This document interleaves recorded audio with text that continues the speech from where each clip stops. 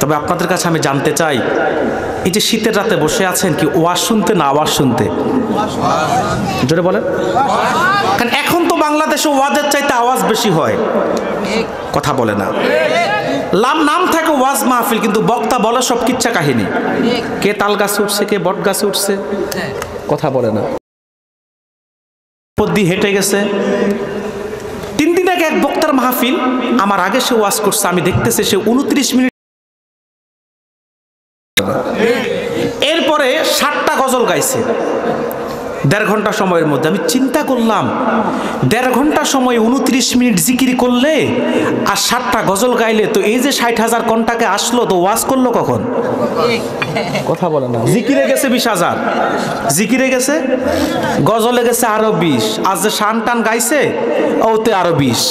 এই হচ্ছে ওয়াজ। এগুলো ওয়াজ না আওয়াজ? আবার দেখবেন এখন ব্যানারে থাকে তাফসিরুল কোরআন, কিন্তু বর্ণনা চলে নায়ক নায়িকার, কথা বলে না।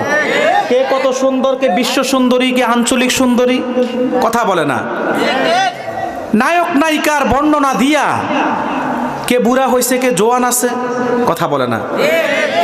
এগুলা বলে বক্তারা সময় কাটায়। আবার কেউ কেউ 90 সালের ইতিহাস শোনায়, কথা বলে না। এই হচ্ছে বাংলাদেশের ওয়াজ ময়দানের অবস্থা। আল্লাহ মাফ করুক, এই পরিমাণ খেয়ানত চলতে থাকলে ওয়াজের ময়দানগুলো একদিন হেদায়েত শূন্য হয়ে যাবে।